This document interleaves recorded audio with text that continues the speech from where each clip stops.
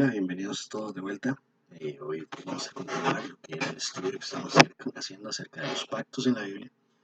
Me gustaría comenzar con un resumen, ya que llevamos bastante rato de que salió la primera parte de este video. Así que vamos a comenzar precisamente resumiendo lo que salió en la primera parte. En esa primera parte habíamos hablado cómo habían varios pactos y casi todos ellos involucran sangre de alguna forma, vertida por alguna razón. El primer pacto que habíamos visto era un pacto de obediencia absoluta, y este era para Adán y Eva. Este fue roto al comer del árbol del conocimiento del bien y del mal.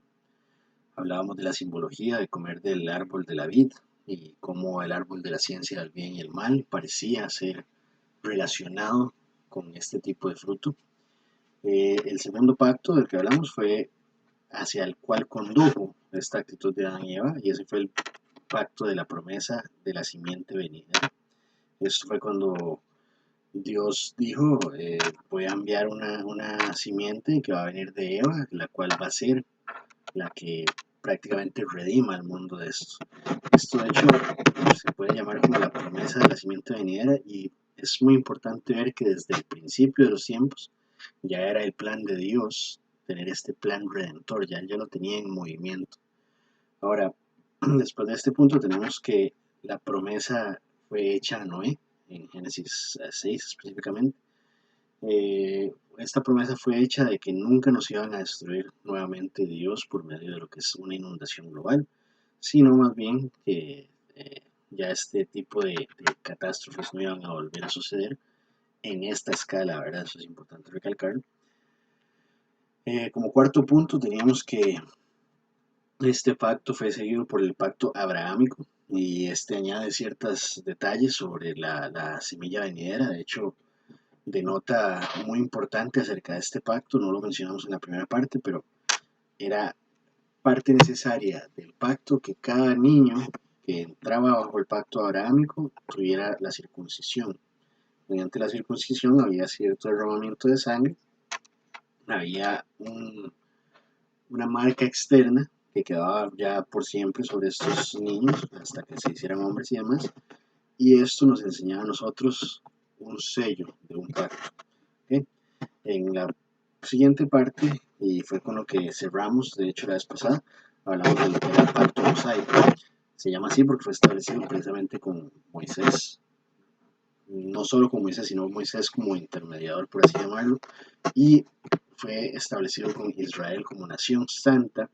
Y esto vamos a descubrir nosotros, que en nuestro estudio no era más que una prueba más bien de cómo nuestras propias acciones no pueden llevarnos a Dios, y simplemente es su misericordia y su poder la que puede redimirnos a nosotros. ¿Okay? Entonces, para llegar al capítulo a la versión de hoy de lo que vamos a hablar, además de todos estos pactos, sí es de notar que Dios realizó algunos pactos de confirmación, por así decirlo, y en ellos Él nos recordaba que iba a venir una simiente, que por ejemplo Él habló en David, o le habló a David en 2 de Samuel 7, 1 a 17, y en el 23, 1 al 5, acerca de cómo uno de sus descendientes, o simiente, que es otra forma de llamarlo, se iba a sentar en el trono de Israel para siempre. Ahora sabemos que esta promesa no se ha cumplido en su totalidad hasta el momento, pero se va a cumplir eventualmente. Ahora, este descendiente de David se declara claramente como hijo de Dios, tanto en el Antiguo Testamento, cuando usted lee Salmos 2, 6 a 7, como en el Nuevo Testamento también, en Hebreos 1, 5 a 6, y de hecho también en Hechos 13, 32 a 34 y Romanos 1, 3 a 4. Todas estas que les acabo de decir son buenas lecturas para hacer con respecto a esta simiente, acerca de estas promesas de un rey venidero que iba a ser que nos redimiría. ¿Okay? Quiero hacer una pausa bien breve aquí para aclarar algo, y es que aunque Dios hizo varios de estos pactos con Israel, el plan de su esquema más grande desde Génesis 3 siempre fue para la redención de toda la humanidad, no solo para Israel. ¿Okay? De hecho, cuando él le habla a Eva y le promete que una simiente suya va a venir y va a hacer que va a pisar la cabeza de la serpiente, él no lo hace diciendo bajo el propio pueblo o bajo el pueblo de Israel, que en este momento de hecho ni siquiera estaba establecido como un pueblo. Entonces, de hecho, si ustedes leen Génesis 3, en este momento no existía aún Israel. Pues no era un plan redentivo solo para Israel, era un plan redentivo para toda la humanidad. La coronación de Jesús, de hecho, se define por la resurrección de Jesús y después cuando Él ascendió al cielo, ¿cierto? Estando resucitado. Esto es lo que pueden leer uno en Hechos 2, 29 a 36. De hecho, voy a leerlo esta parte para que estemos claros en qué es lo que dice. Dice: varones hermanos, se os puede decir libremente del patriarca David, que murió y fue sepultado, y su sepulcro está con nosotros hasta el día de hoy. Pero siendo profeta y sabiendo que con juramento Dios le había jurado que de su descendencia, en cuanto a la carne, levantaría a Cristo para que se sentase en su trono, viéndolo antes, habló de la resurrección de Cristo, que su alma no fue dejada en el Hades, ni su carne vio corrupción. A este Jesús resucitó Dios, de lo cual todos nosotros somos testigos. Así que, exaltado por la diestra de Dios y habiendo recibido del Padre la promesa del Espíritu Santo, ha derramado esto que vosotros veis y oís. Porque David no subió a los cielos, pero él mismo dice: dijo el Señor a mi Señor, siéntate a mi diestra, hasta que ponga a tus enemigos por estrado de tus pies. Sepa pues ciertísimamente toda la casa de Israel, que a este Jesús a quien vosotros crucificasteis, Dios le ha hecho Señor y Cristo. Mucho que desempacar ahí, pero principalmente es que mediante el sacrificio de Jesús y su resurrección y su ascensión al cielo, es cuando Él recibe esta corona que fue prometida desde tiempos anteriores. Ahora, aclaremos el hecho aquí. El pacto mosaico era condicional. De hecho, Israel no pudo vivir a la altura de las condiciones que eran imposibles. Era simplemente algo que usted no podía lograr. De hecho, hasta la fecha, si alguien se quiere someter a 613 reglas y 10 mandamientos, va a encontrar que es imposible no fallar en alguno de todos. Ahora, esto no es un juicio personal que yo estoy ejerciendo contra Israel, porque es importante recalcar el hecho de que la Biblia misma nos dice que no en esta humanidad entera no hay forma de que nadie pueda cumplir con estas cosas. Ahora, de hecho, en la Biblia, si ustedes leen todo lo que son los profetas menores y mayores, así como la mayoría de los libros desde Deuteronomio y en adelante hasta el Nuevo Testamento, Israel falló y falló continuamente. No había forma de que ellos pudieran aferrarse o cumplir al pie de la letra todas estas leyes. Ahora, no vamos a leer nosotros sobre ningún pacto que se haya hecho en el Antiguo Testamento.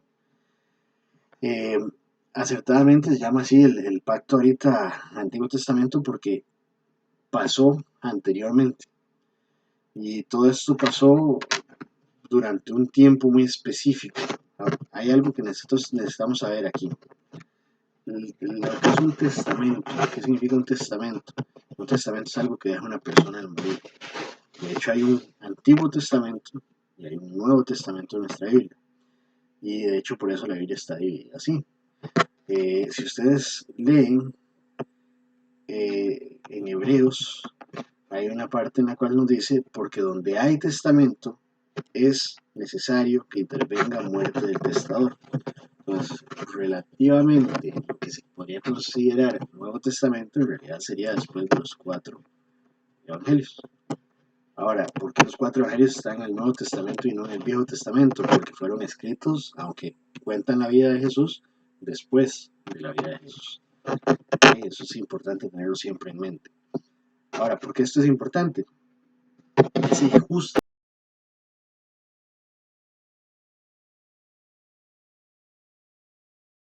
De hecho, eso se puede leer en Mateo 26, 28, 29. Dice: porque esto es mi sangre del nuevo pacto, que por muchos es derramada para remisión de los pecados. Y os digo que desde ahora no beberé más de este fruto de la vid hasta aquel día en que lo beba nuevo con vosotros en el reino de mi Padre. Aquí hay que notar que esto representa que a través del pacto, ¿verdad?, de lo que nosotros llamamos la Santa Cena o la Cena del Señor, la comunión, esto es una representación de algo. Sin embargo, no es el pacto mismo. El pacto mismo se sellaría en la cruz. No es que cada vez que se celebra la Santa Cena nosotros estamos haciendo el pacto de nuevo. Eso es un recordatorio del pacto. Porque esto es importante, porque Jesús murió una vez por nuestros pecados. No muere cada vez que nosotros hacemos la comunión. Y recordemos que el derramamiento de sangre era necesario para sellar estos pactos. Ahora, usted puede encontrar todos los detalles acerca de la cena del Señor si usted lee Mateo 26, 17 a 29, Marcos 14, 12 a 25, Lucas 22, 7 a 38 y Primera de Corintios 11, 23 a 25. Pero hoy nos vamos a concentrar específicamente en Mateo 26, 26 a 29 para poder tener tiempo de abordar todo lo que este tema implica. ¿Okay? Mateo 26, 26 dice así: y mientras comían, tomó Jesús el pan y bendijo y lo partió y dio a sus discípulos y dijo: tomad, comed, esto es mi cuerpo. El pan representa precisamente el cuerpo de Cristo. Y el hecho de que sea quebrado antes de ser repartido representa la muerte. Muerte y sufrimiento extremo, de hecho que fue lo que sufrió Jesús en esa cruz. Versículo 27 dice: y tomando la copa y habiendo dado gracias, les dio diciendo: bebed de ella todos, porque esto es mi sangre del nuevo pacto, que por muchos es derramada para remisión de los pecados. El vino en la copa, como lo habíamos hablado también inicialmente en el capítulo anterior o la sesión anterior, el vino, o la que es el fruto de la uva o de la higuera, representa sangre. En este caso no es una excepción. De hecho, Jesús mismo dice: esta es mi sangre derramada, específicamente la de Jesús, no la de cualquier persona. A través de esa sangre que fue derramada, no a través del vino, vino a nosotros lo que es la remisión de pecados. Ahora, tiene que tener en cuenta usted aquí que la definición de la palabra remisión es importante, no es nada más: ay, mira qué bonita palabra, pongámosla en el contexto. Pues significa lo siguiente: eso es la cancelación de una deuda, cargo o pena. Esto significa que Jesús estaba ya pagando la deuda del pecado por cualquiera que creyera en él, y desde la cena ya lo estaba haciendo muy claro. Algo muy interesante para que tomen en cuenta es que la palabra que Jesús dice cuando está en la cruz, la que nosotros leemos como "y esto completo está", es la palabra que él usó, es una palabra totaliste. Esta palabra se ha descubierto más recientemente que sí significa completo está, pero también tiene un segundo significado, y era que la usaban para sellar documentos en Egipto o en todas estas áreas del Medio Oriente. Cuando ya se terminaban de pagar una deuda, cerraban la deuda con la palabra totaliste, o sea, ya la deuda ha sido saldada también. Entonces, vean ustedes cómo esa palabra se le agrega todavía más significado de lo que tenía anteriormente. ¿Okay? Ahora, el versículo 29 dice: y os digo que desde ahora no beberé más de este fruto de la vid hasta aquel día en que lo beba nuevo con vosotros en el reino de mi Padre. Entonces Jesús cierra diciendo aquí, o haciéndonos saber, que él no va a tomar más vino, que nuevamente este vino representa la sangre, hasta que estemos con él reunidos en el cielo. Y eso es un recordatorio de lo que se llama las cenas del Cordero, ¿cierto? Y es algo que tendremos eventualmente en la gracia de Dios con él. Recuerden, un tema importante que descubrimos en nuestra última charla fue que los pactos siempre tenían un indicador de sangre. Entonces, sin derramamiento de sangre no se sellaba ese pacto. Pues aquí, de hecho, lo especifica él, que su sangre va a ser derramada por muchos, pero también en Hebreos 9:22 ya se nos aclara más el panorama. Dice: y casi todo es purificado según la ley con sangre, y sin derramamiento de sangre no se hace remisión. Entonces, si Jesús no derramaba su sangre, no había pago por nuestros pecados, era así de sencillo. Ahora, sin embargo, ten en cuenta que toda la sangre derramada desde el Antiguo Testamento no era que no tenía sentido, porque entonces usted dirá: ahí, entonces, ¿para qué estaban mate que mate corderos en el Viejo Testamento? Para remisión de pecados en algunos casos, o para ciertos pecados en otros. No era nada más por diversión, porque en realidad eso era algo sumamente desagradable. Esto estaba diseñado para que cuando usted viera la muerte de un animalito en su lugar, usted supiera que usted no podía pagar esa deuda. Desde ahí venía siendo una sombra de lo que iba a pasar más adelante. Es una sombra de lo venidero. De hecho, en Hebreos 10, 1 a 4, se nos aclara esto. Dice: porque la ley, teniendo la sombra de los bienes venideros, no la imagen misma de las cosas, nunca puede, por los mismos sacrificios que se ofrecen continuamente cada año, hacer perfectos a los que se acercan. De otra manera, cesarían de ofrecerse, pues los que tributan este culto limpios una vez no tendrían ya más conciencia de pecado, pero en estos sacrificios cada año se hace memoria de los pecados. porque la sangre de los toros y de los machos cabríos no puede quitar los pecados. Entonces, todo esto nos aclara, no era que era sin sentido, era simplemente una sombra de lo que iba a suceder. Ahora, además, en Gálatas 3:24 aprendemos cómo la ley estaba destinada a ser una guía hacia Jesús. Entonces, nadie puede cumplir esa ley. De hecho, eh, con la ley en Romanos 5:13 y 20 y 8:7 a 8, leamos lo siguiente, dice Gálatas 3:24, vamos a volvernos un poquito. De manera que la ley ha sido nuestro ayo para llevarnos a Cristo, a fin que fuésemos justificados por la fe. Entonces no era la ley la que nos salvaba, era simplemente un ayo, un maestro, significa eso, que nos guía hacia Jesús, para ser justificados por medio de Él, teniéndole fe a Él. El Nuevo Testamento hace un punto muy claro acerca de que vamos a recibir muchas bendiciones y se nos da mucho detalle acerca del nuevo pacto. Por ejemplo, uno puede leer acerca de la herencia eterna que produjo. Esto se puede leer en Hebreos 9:15, donde dice: y por esto es mediador del nuevo pacto, que por medio de muerte, para la remisión de las transgresiones que estaban bajo el primer testamento, los que son llamados reciban la promesa de herencia eterna, no temporal. Ahora, también podemos ver en Hebreos 8:6 que nos dice como el nuevo pacto nos da mejores promesas que lo que era antes.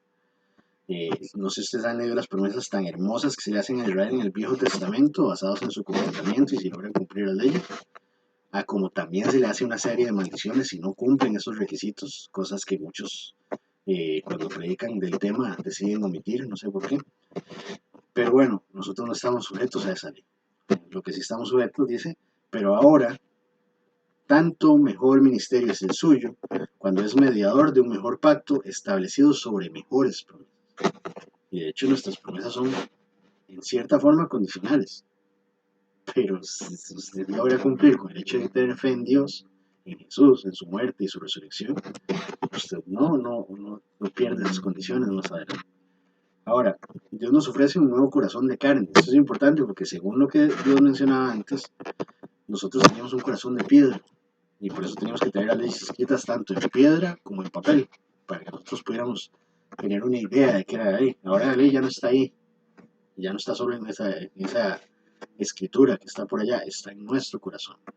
Y nuestro corazón nos permite ahora caminar en los estatutos de Dios y guardar las ordenanzas que Él nos da. De hecho, si ustedes leen Ezequiel 11:19 a 20, esta promesa se nos reafirma, incluyendo el hecho de que el Espíritu de Dios será el que estará haciendo que esto sea posible viviendo dentro de nosotros. Perdón. Ezequiel 36:27 nos aclara este punto. ¿Qué es lo importante de esto? Jeremías 31 nos hace una lectura muy recomendada acerca del hecho, pero en Ezequiel se nos aclara que no solo nuestro corazón va a dejar de ser de piedra, sino que Dios va a habitar con nosotros. ¿Quién es el que habita dentro de nosotros? El Espíritu Santo. Aunque hay ciertas lecturas que lo dejan muy en claro, el Espíritu Santo es Dios también.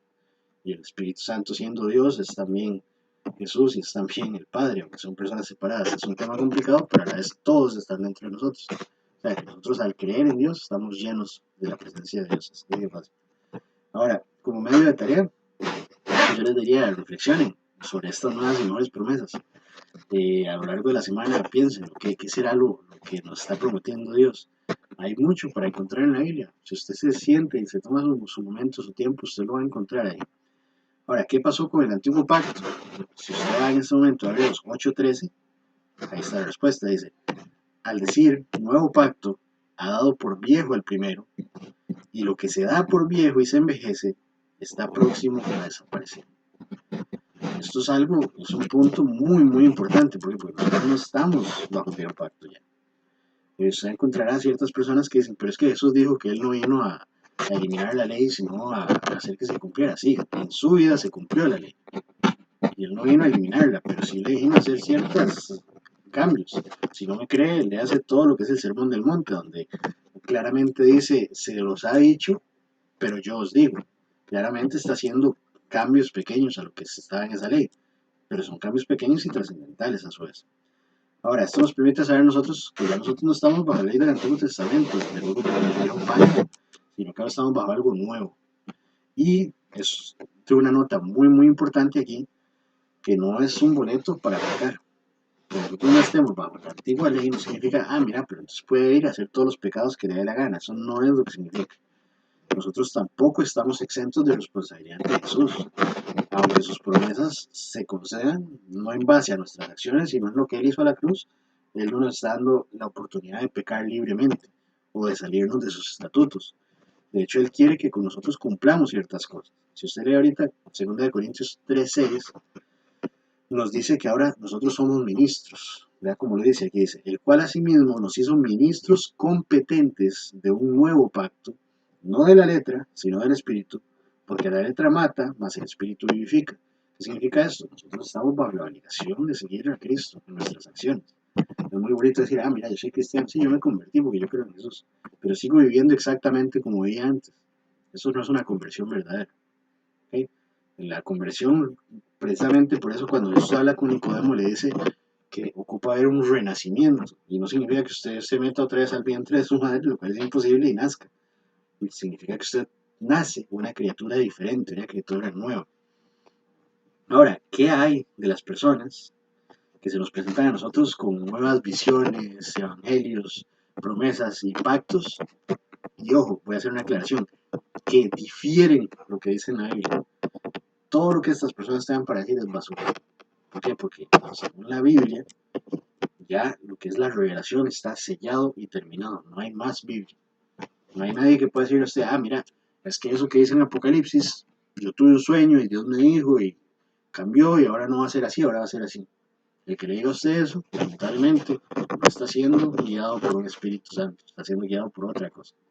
Pues a eso no se le puede hacer caso. ¿Qué dice? Gálatas 1, 8 y 9. Mas si aún nosotros, o un ángel del cielo, os anunciare otro evangelio diferente del que os hemos anunciado, sea anatema. Y ojo, anatema no es una palabra bonita, anatema es una palabra de maldición, de odio, de separación total.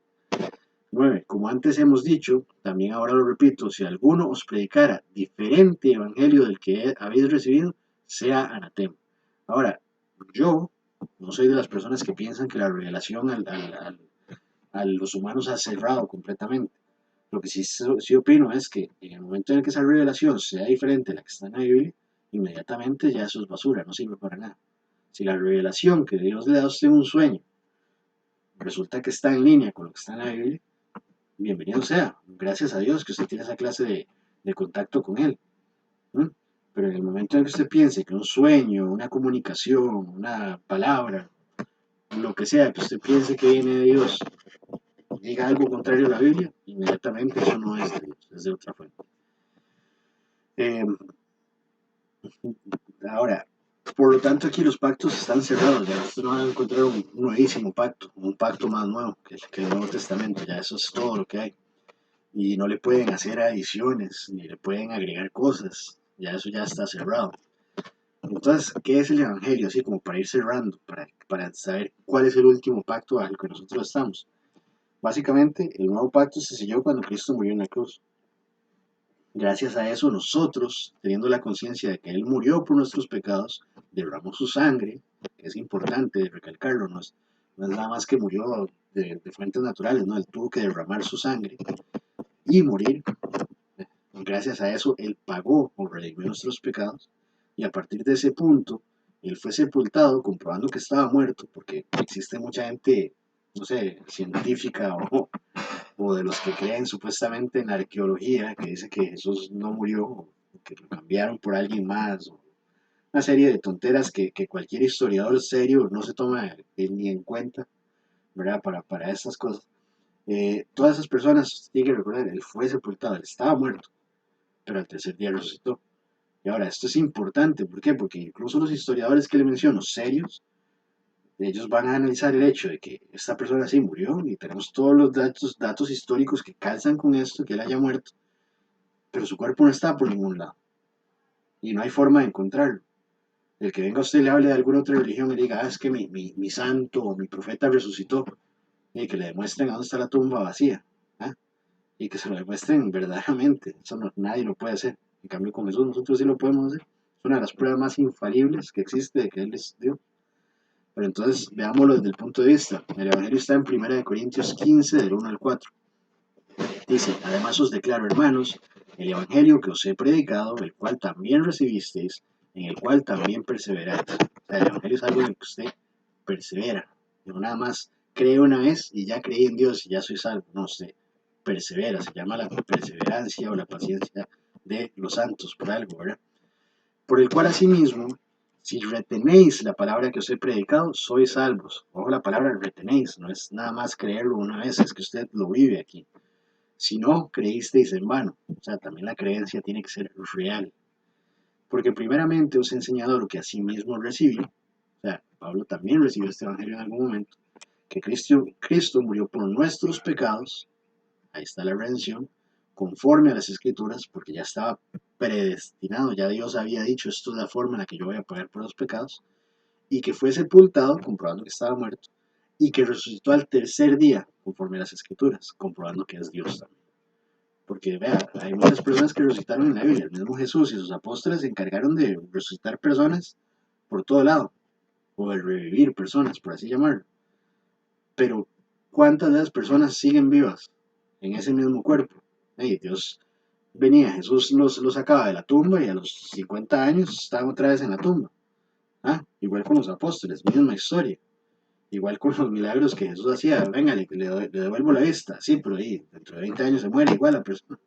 El único que sigue vivo y en ese mismo cuerpo hasta la fecha es Jesús. Pues marque esas palabras. Él es el único Dios verdadero y eventualmente nos dará, como uno de los regalos, ahí le va a dar una soplada para la tarea. Uno de sus regalos va a ser un cuerpo glorificado nuevo, similar al que él tiene. ¿Okay? Entonces, teniendo todo eso en cuenta, hermanos, espero que les sea de mucha, mucha bendición esta palabra, que de verdad puedan analizar cuáles son los pactos que Dios nos ha dado, cuál es la diferencia entre esos pactos y espero en Dios que ustedes puedan reconocer cuál es el pacto bajo el cual ustedes viven hoy.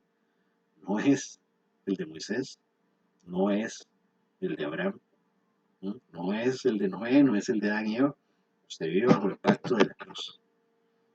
Y esperaría yo en Dios que usted sepa reconocer el sacrificio tan increíblemente grande que Dios hizo por usted, como para usted decir, pues, algún día voy a creer en eso, o algún día voy a comenzar a comportarme como que creo en eso. Amén. Cierro en este día con una oración para ustedes. Espero, como les digo, que sea para mucha bendición. Dios Padre, agradezco este método de contacto que tenemos. Cada persona que escuche esto y que pueda sacarle provecho y que pueda aprender de ello, Dios, te lo agradezco fuertemente. Te pido que te plantes en su corazón como una semilla, que crezca como esa semilla de mostaza que hablas en el libro de Daniel, en el cual todas las naciones, todos los árboles, todos los pajaritos se postraban sobre él, de lo hermoso que era ese evangelio tan perfecto que nos diste. Gracias Dios porque vivimos bajo la promesa más hermosa de todas las que existen en la Biblia. Gracias porque somos capaces de saborear estas promesas y vivirlas y tener esperanza para el día en el cual vuelvas y termines de sellar el pacto. Gracias Dios porque la victoria se selló desde tu primera venida y desde ahora ya somos victoriosos. Ya el enemigo está derrotado. Bendito y alabado sea el nombre de Jesús. Amén y amén.